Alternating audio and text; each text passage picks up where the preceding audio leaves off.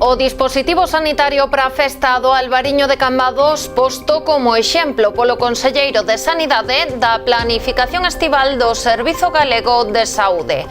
A cita contará cun posto sanitario avanzado con UBI móvil, médico e outros profesionais sanitarios e un reforzo do PAC do Centro de Saúde na fin de semana. Que tal? Moi boa noite. Este dispositivo ponse en marcha coa colaboración do Concello de Cambados. A festa do Albariño arranca mañá e calcúlase que atraerá ao redor de 200.000 persoas. De seguido ampliamos esta información antes titulares. O Grove inaugura o seu complexo deportivo das Bizocas, un polideportivo ao aire libre que supuxo un investimento de 1,14 millóns de euros. O Pleno de Ribeira aproba destinar preto de 800.000 euros do remanente ao reforzo de servizos básicos. As partidas contemplan tamén actividades de dinamización comercial e gastos de persoal. O Concello da Pobra habilita no Lagar varias prazas de estacionamento para residentes. Xa se poden solicitar na Policía Local as tarxetas acreditativas pro seu uso. Novo retraso no proxecto da Vía Verde das Rías Baixas. O Concello de Pontevedra denuncia a paralización dos trámites pola falta dun convenio entre a DIF e a Deputación Pontevedresa. Todo listo en Ribeira para as festas de verán. As celebracións arrancan mañá co pregón da reitora da USC e a verbena da Panorama. Estamos nas novas do día. Comezamos.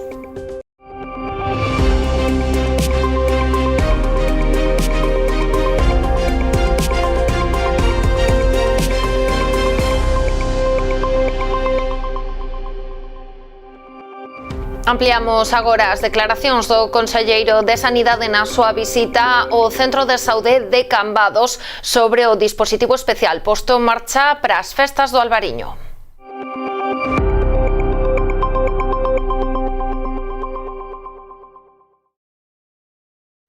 Cambados conta as horas para o inicio da súa festa do Albariño. Mañá ao mediodía, a inauguración oficial marcará o arranque dunha festa que se prevé que atraia ata a vila a máis de 200.000 persoas.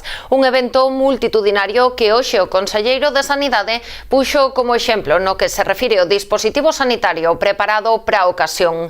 Nunha visita ao Centro de Saúde Cambadés, Antonio Gómez Caamaño asegurou que é unha mostra da planificación estival do Servizo Galego de Saúde. Hay un plan de refuerzo, tanto a nivel de PAC, con un tercer equipo se ha programado, ¿no? Hay un refuerzo de ambulancia, ¿no? Con un médico disponible y también un refuerzo a nivel do hospital de urgencias do Hospital do Salnés, ¿no? Si queredes máis detalles, pues temos aquí a xerente da sanitaria que poderá explicarlo mellor que yo e tamén a xefa de servicio, a la cual agradezco como representante de todos os profesionales pues o magnífico traballo que se fai aquí. Normalmente son cousas menores, como cortes ou como pues, intoxicacións etílicas ou algún mareo, algunha cousa, pero bueno, sí que é verdade que aumenta moito o que a asistencia de pacientes a este PAC.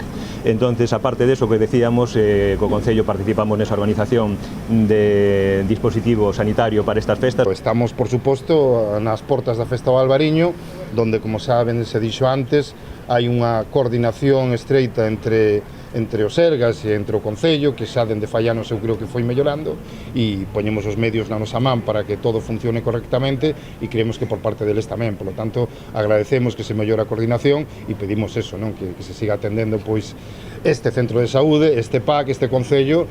O conselleiro explicou que o Servizo Galego de Saúde traballa en coordinación co Concello na organización do dispositivo, que conta cun posto sanitario avanzado dotado cunha UBI móvil, un médico e demais profesionais sanitarios para dar resposta inmediata ás incidencias. O pasado ano, este posto sanitario realizou 665 asistencias sanitarias durante os 5 días da festa do Albariño, a maioría resoltas in situ, demostrando a eficacia da planificación e a coordinación. prevención.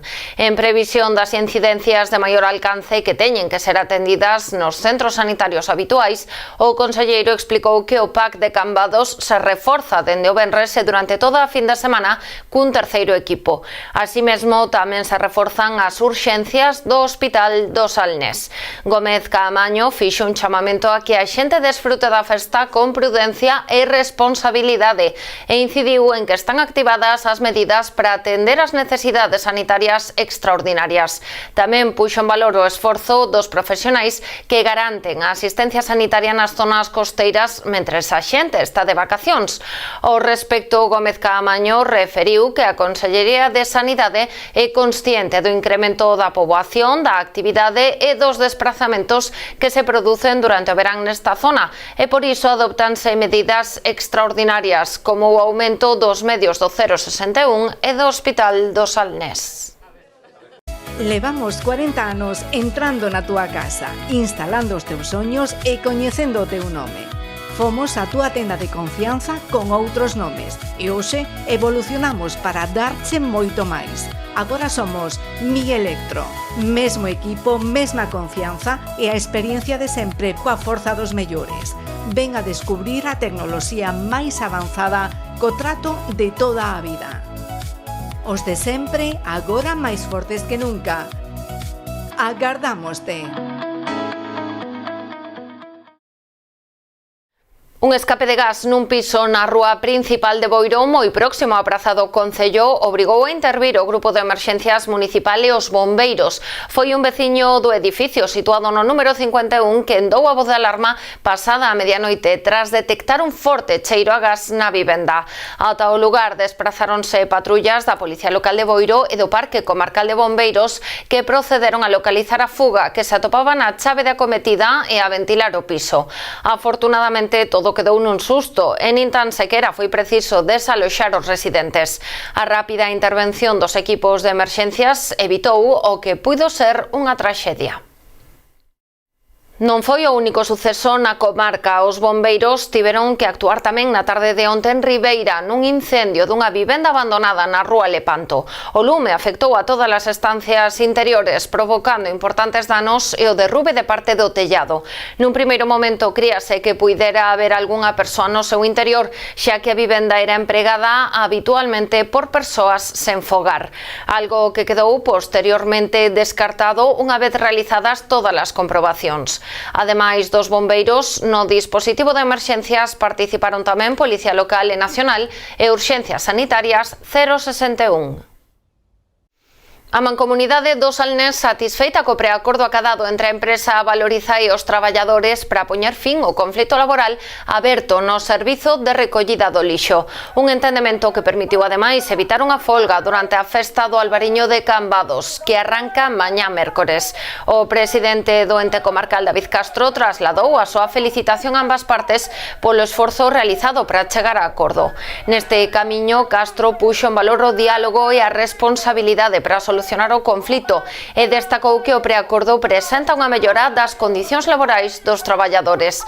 Pero o presidente, esta mellora está totalmente xustificada polo labor que desenvolve o colectivo, facéndose cargo dun servizo esencial para os concellos de Vilanova, Meis e Cambados, máis aínda en tempada alta, cando o Salnés recibe a milleiros de turistas e visitantes. David Castro tamén reiterou o compromiso da Mancomunidade co mantemento duns servizos públicos modernos, eficientes e prestados nas mellores condicións posibles.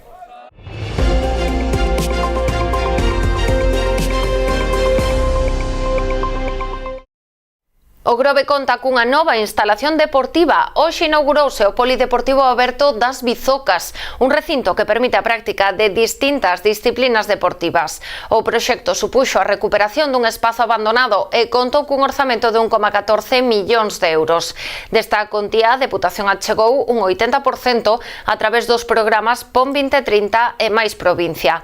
O resto procede de fondos municipais. Este espazo deportivo aberto conta con zonas de estancia Galicia, parque de ximnasia, circuito de calistenia, cancha de baloncesto, parque infantil e pista polideportiva cuberta. A cooperación entre a Deputación e o Concello do Grove non se limita á construción deste novo recinto deportivo. A Administración provincial leva investidos neste mandato máis de 6,5 millóns de euros a través dos distintos plans de cooperación cos concellos e que inclúen a chega de máis de 360.000 euros das 3 convocatorias do Plan Extraordinario de Infraestructuras Deportivas que se destinaron, entre outras accións, á mellora dos campos de fútbol de Lampans e Monte da Vila. Eu quero darlle os parabéns aos veciños e veciñas de San Vicente, todos os que están por aquí, que ven a dar cobertura aos colexios e aos institutos que hai aquí. Unha zona que era abandonada, que estaba abandonada, se convirte nun espazo para a práctica deportiva ao aire libre e desde 0 a máis de 100 anos. Todo o mundo pode vir aquí. Por lo tanto, xa digo, isto é outra mostra máis do compromiso da Diputación co deporte. A vontade das persoas e as ideas provocan que fagamos un espacio con unhas solucións modernas, innovadoras, sustentables, ecolóxicas. Este espacio se vai autoalimentar enerxéticamente con placas, vai a darlle enerxía aos institutos e ao colexio, o sistema de rego é autosuficiente porque temos aí uns depósitos que recollerá agua tanto soterradas como a da choiva para poder regar todo o espacio, e todos os veciños e veciñas de calquera edad van a poder disfrutar nas diferentes áreas que están adaptadas e axeitadas para elo. Acordo entre o Concello de Barro e a Deputación de Pontevedra para levar adiante a reforma da nave de música. Segundo o convenio asinado esta mañá, a Administración provincial achegará 476.000 euros a través do Plan Extra. Esta contía sumase os 84.000 do Plan máis provincia que o Concello ia destinar a esta obra, orzamentada en 560.000 euros. Así, a Deputación financiará o 100% do proxecto.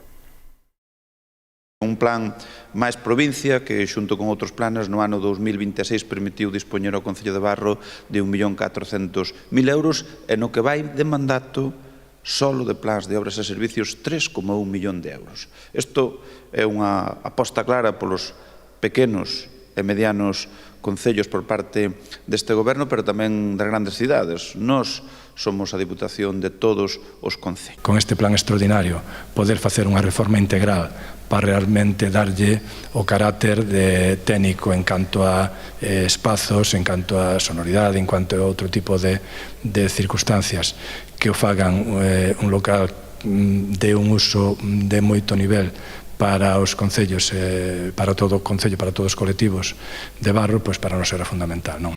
A nave da Música de Barro é un lugar dedicado á formación musical con aulas de ensaios pros grupos musicais do Concello. Concibido inicialmente como almacén, as condicións acústicas, lumínicas, de equipamento e de comodidade do edificio son case nulas, polo que a solución proposta consiste en situar o auditorio no centro do edificio e concentrar as aulas e os aseos nas dúas bandas laterais.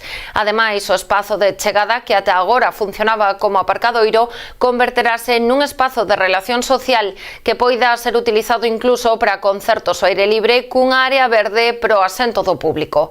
Con esta intervención, o edificio mellorará ademais o illamento térmico a través da substitución da caldeira por unha bomba de calor e tamén as condicións acústicas coa incorporación dun falso teito e un novo revestimento.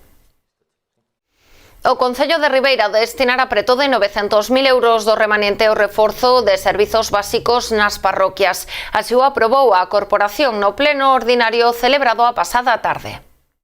A aprobación inicial do suplemento de crédito por importe de preto de 878.000 euros con cargo ao remanente de tesourería figuraba como principal punto da orde do día da sesión ordinaria celebrada pasada tarde.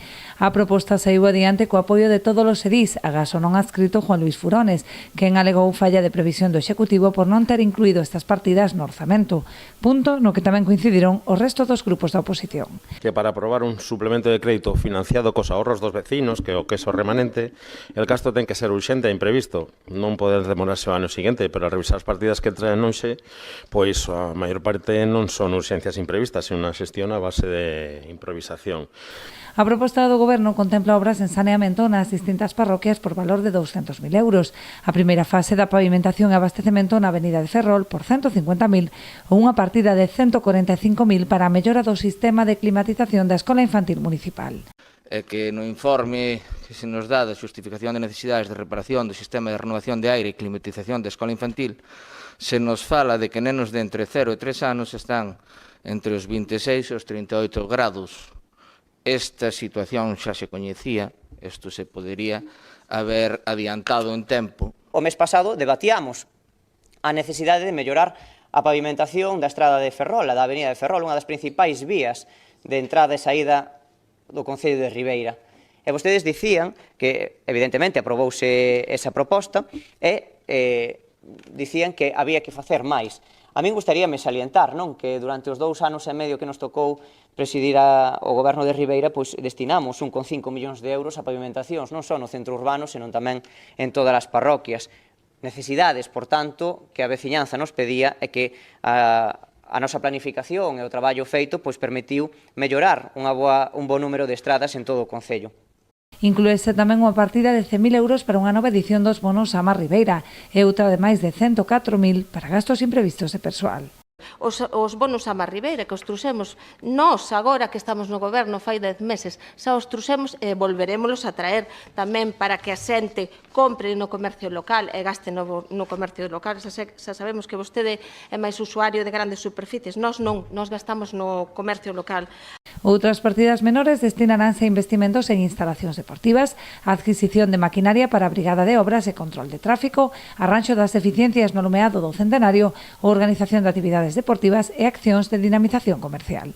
Como é o material de control de tráfico, ese radares pedagóxicos para conseguir pois ese calmado de tráfico en zonas nas que pois sabemos que estamos tendo moitas demandas veciñais e aparte que hai incidencias.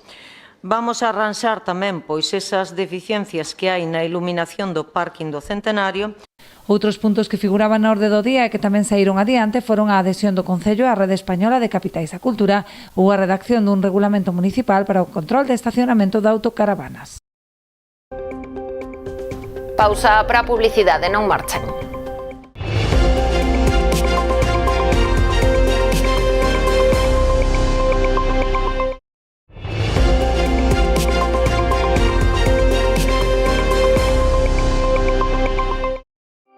O Concello da Pobra vende reordenar o estacionamento no barrio do Lagar, reservando plazas exclusivas para residentes.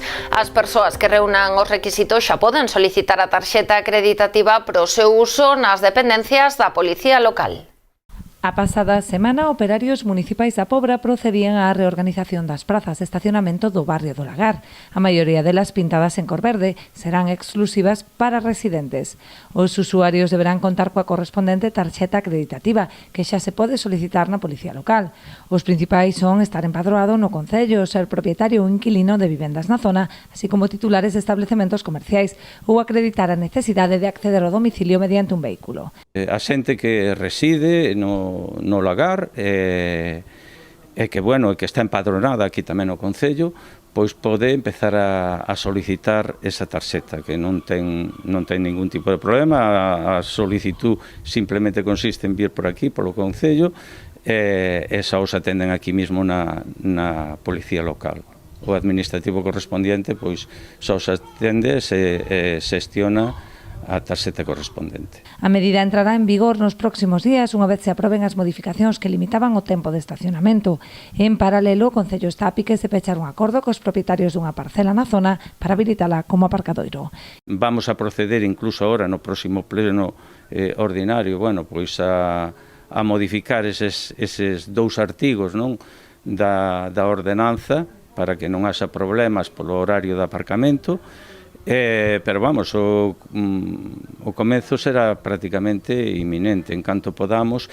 Tamén é que empezamos polo Lagar porque o Lagar é o sitio, digamos, máis complicado para aparcar. Somos conscientes dos problemas que teñen os veciños desa urbanización, entonces decidimos comezar por aí. Pero non só eso, tamén estamos facendo algunha xestión para poder utilizar unha zona que é privada, pero estamos intentando alcanzar un acordo, non, para facer un convenio de uso e que nesa zona tamén poda pois aparcar a xente do lugar, e esperamos que sea pois algo rápido tamén.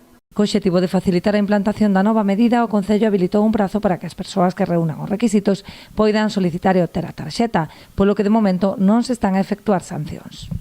O Concello de Pontevedra denuncia novos atrasos no proxecto da Vía Verde das Rías Baixas.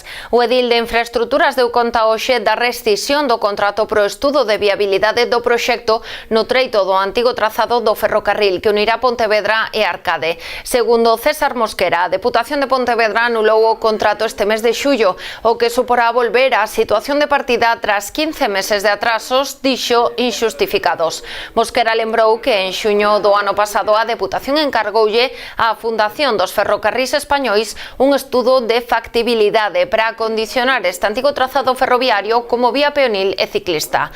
O traballo adxudicárose cun prazo de execución de 4 meses, polo que o estudo debía estar rematado en outubro do ano pasado. Porén, o 12 de xullo deste ano ditouse unha resolución dende a Deputación para rescindir este contrato de mutuo acordo.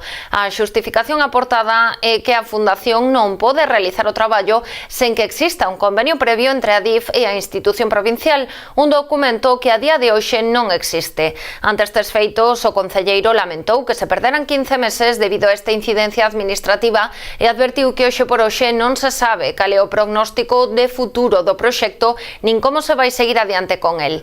Para Mosquera, este contratempo non é un feito illado, senón que evidencia a incapacidade da institución provincial a hora de sacar adiante as súas iniciativas, como os edificios centrais do museo ou Santa Clara. Ence pecha a convocatoria do seu último plan social en Pontevedra con 367 proxectos presentados. Nesta sétima edición, o deporte de base de elite volve situarse como a categoría con máis solicitudes, acadando os 137 proxectos. Seguelle a área de Educación e Cultura, que rexistrou 83 iniciativas.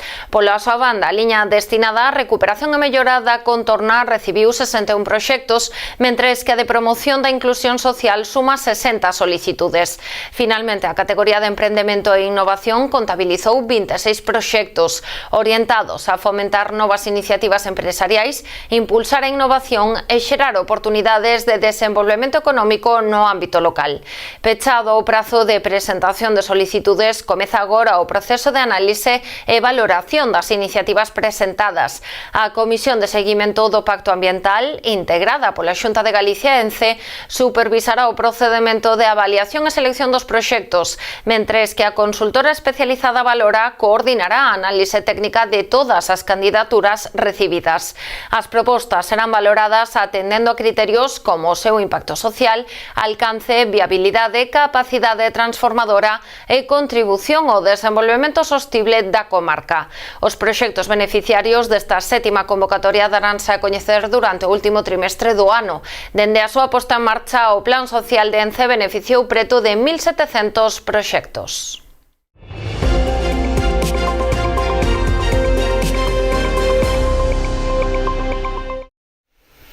Ribeira quenta motores para as súas festas de verán. Mañá mesmo arrancarán coa lectura do pregón a cargo da reitora da USC, que dará paso a verbena a cargo da Orquestra Panorama. O cartel de música e actividades contempla unha ampla programación da que poderán disfrutar veciños e visitantes ata o domingo.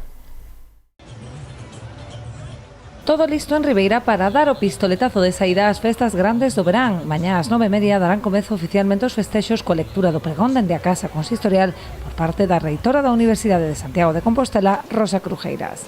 Dende o Concello animan aos veciños e visitantes a sumarse ás celebracións e gozar dun amplo programa con orquestras de primeiro nivel, grupos de referencia a nivel galego e nacional e actividades para todos os públicos. Temos un inicio de festas pois xa coa nosa flamante reitora dando o pregón, o cal nos enche de orgullo, creo que vai a ser pois unha aposta forte, ela está moi ilusionada, eu tamén, creo que vai a ser un bo arranque de festas, ademais logo xa empezaremos pois con esa orquesta top one, non, como é a Panorama, A partir de aí pois vamos a contar, como ben decides, con un gran elenco de orquestas e tamén pois desos grupos musicais de primeiro nivel, como pode ser Café Quijano ou como poden ser as galegas Fillas de Casandra. Ademais de convidar a cidadanía a gozar dos festexos, dentro do Concello apelan tamén á paciencia da veciñanza polas molestias que poidan ocasionar.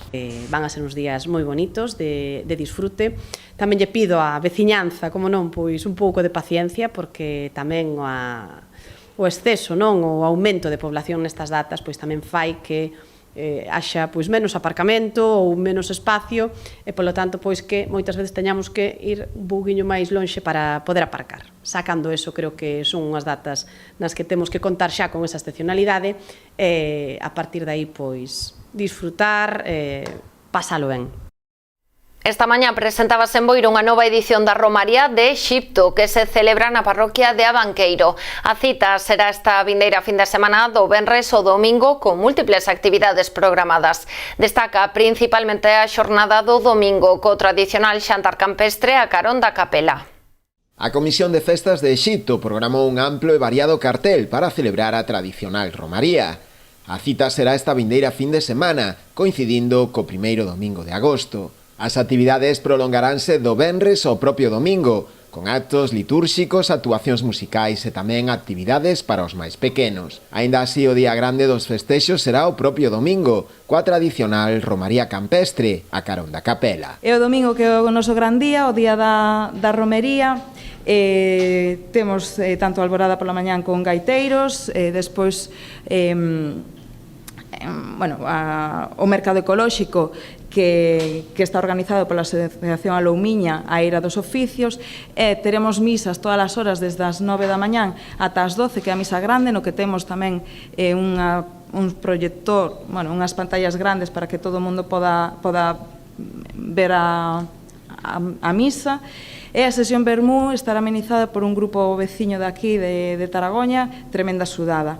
E pola tarde pasaremos a tarde no monte con comida familiar e estará amenizada a tarde cos gaiteiros Ardeloura, a Home Orquesta e finalizará a tarde cunha misa tamén en honra a Nosa Virxe. Dende o Concello que colabora na organización dos festexos destacaron o traballo que fai a Comisión de Festas ao longo de todo o ano para poder celebrar esta romería, incluindo unha programación do máis variada para satisfacer así a todo tipo de públicos. Eu quero felicitar, ademais creo que é unha festa tamén como pensada moi diversa, con actividades para todos os públicos, porque hai actividades como máis tradicionais, hai orquesta de baile para bailar e estar animado na festa, e tamén a colaboración, como non, cos grupos tradicionais locais, que creo que é tamén importante que en toda a romería ou toda a festa teñan o seu oco. Dende a Comisión de Festas quixeron agradecer tamén o apoio e colaboración tanto dos veciños como das diferentes empresas que coas súas aportacións fan posible organizar cada ano estes festexos. Un verán máis regresa a Rianxo unha das actividades culturais que esperta maior interese, o Festival Noites de Jazz. A actividade organizada polo Concello en colaboración coa Deputación da Coruña contará cun programado máis diverso, mesturando formación e concertos. Desenvolverase dende hoxe ata o venres na Praza Rafael Dieste. Este ano programáronse un total de 4 concertos, todos eles de balde ás 10 da noite. O concerto inaugural desta noite corre a cargo da Big Band da propia Escola de Música de Rianxo, dirixida por Alfredo Susavila. Mañá mércores actuará José Nain Cuarteto, o xoves subirá ao escenario o grupo portugués Cuarteto TVA e o venres serán los Hot Chocolates, os encargados de poñer o broche final ao festival. Ata aquí chegou a edición deste martes 28 de xullo das Novas do Día. A actualidade volve mañá a Canal Rías Baixas a partires das 9:30 da noite. Sexan felices.